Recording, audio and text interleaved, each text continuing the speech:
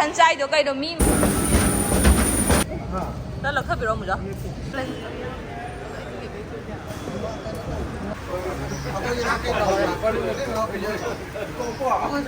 गाड़ी लाए कोई चक्कर दो गाड़ी दो वो दिस हम चंग या traveling video odune buko do first ta ai hana portrait je hana pack tawrage buko do pack tawgi video do happy hana se thagalage ngasi yawsangi first day ni mine buko do yawsangi video su thagalagani au ai khamda yawsangi nakhadeng nam video na hando male do si na second video odo male do ngasi je date 14 numere buko ado ngasi gi numesida hana pack tawni kai non hayeng ai mon tagi flight ne buko an hana pack tawde hobjarage aduga mathang mathang mayam pani yengminarse ado ayu kai hapjuno ai gyan tate ado 3-4 days ki trip ne ado mayam pana yengminarse kamai tawge do hobjarage en kuiroi dawni na si pack okay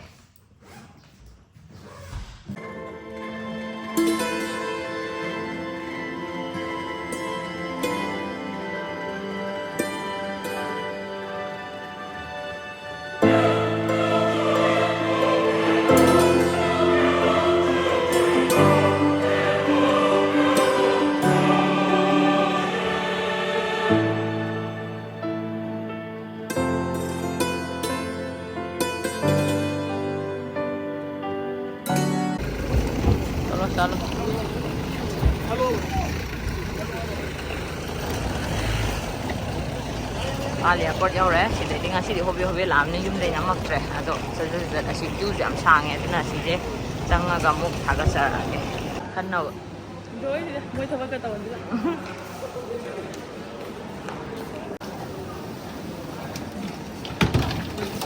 oi lau thu me na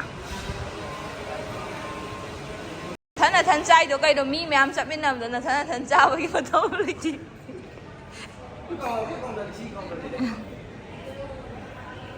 cây nó dai đâu cái gì đấy đây là video ai sao ăn đâu giờ này thì là nóng ngày rồi airport jau rồi gì nang gun nang एक पेटीस airport jau koi matang ngasi video je dum hai ga si da ango walit pa nupa ma si engri je asina maram waraga khoi ji chatlam moi gi tan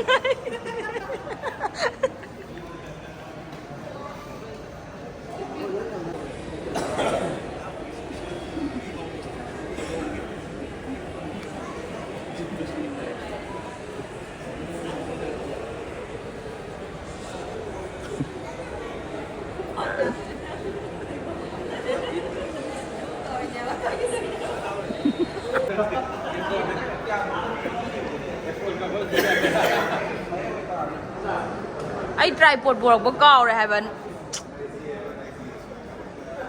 này đẹp hồ đấy xin nè lẹp na đi mi đi thôi là mi thôi lẹp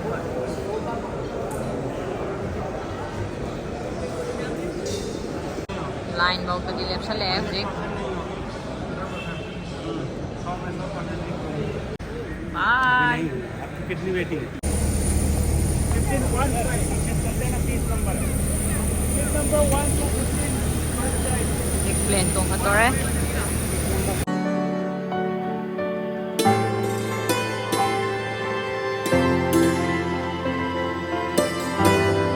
wings ki mapatan ni mana masaway tag item dai do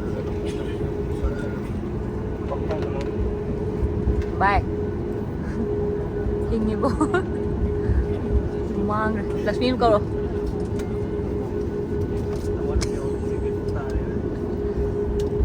lên ayo cái siêu phô là mang luôn cái gì vậy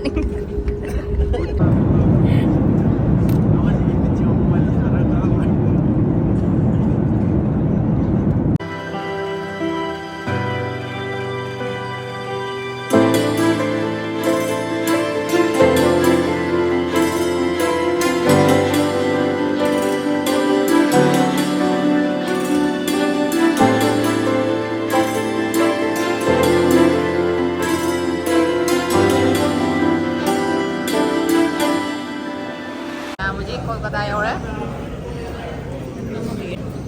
Cái gì hơi kìa, ăn tôi lấy hầu rồi. Tôi đi ngồi lấy hầu rồi. Dạ này, quay tụi chắc thật. Mới ăn tần vào không được.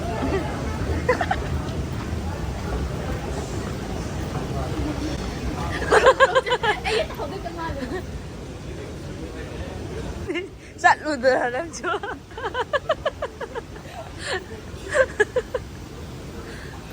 Âm đi. Kolkata airport jauh deh.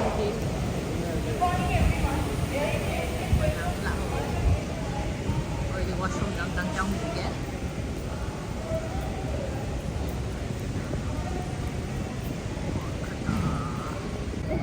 Đó là khớp bị rộng rồi. Thank you. Nang biết cái này chắc không ạ? Nang chalo. Sure. Gari number do 1669. Parking da.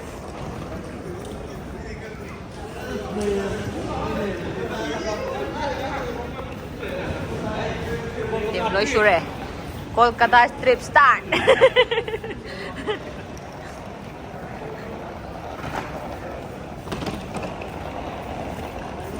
Gari lại. Kung siya ka daw gari do. Oh, this is yung hamsang yara. Yung hamsang ka dito. आदमी 17 17 है.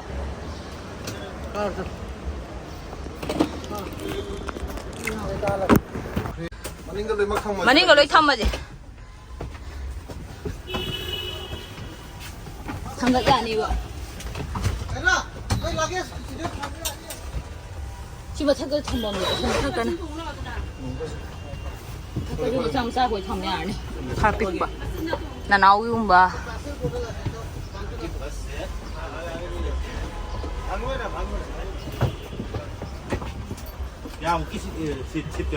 Mi kulum đuôi. Maning thầm rồi à? Sẽ maning đã bấm nhau vậy? Maning đã bấm nhau này bay. Maning đã bấm nhau này.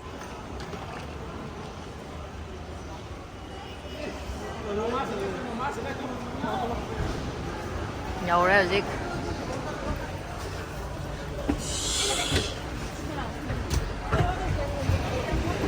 Gari le. Karpa maning dah habis hai bene. Ah.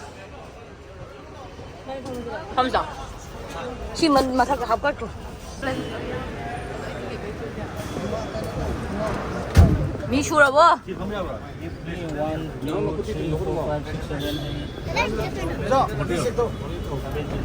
Dạ đấy.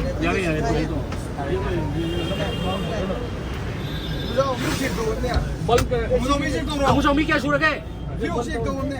난 달걸네. 너무 좀 되고 있어야. 좀 이제 그러지. 이게 신경 많이 얼마나 돼?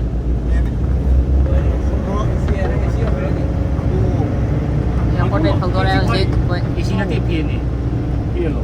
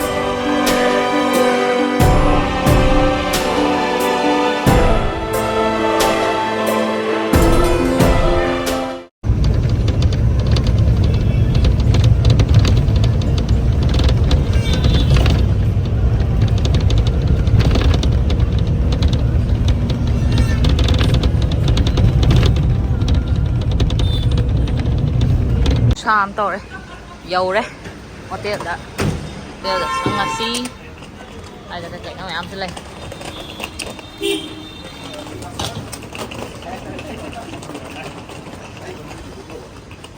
làm này đấy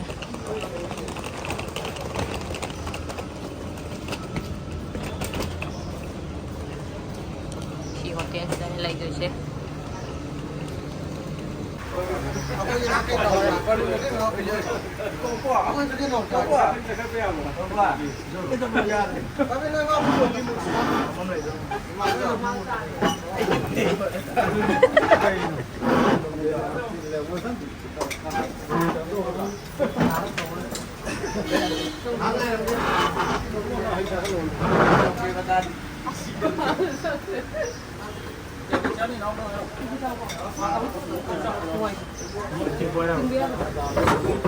Hey, student.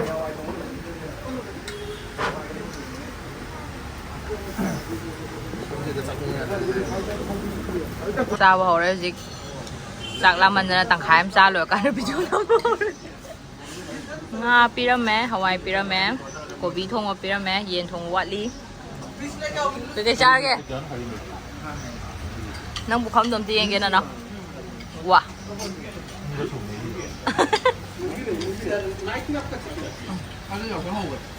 जैसे कि दोपहर में आपको lighting of कर सकते हैं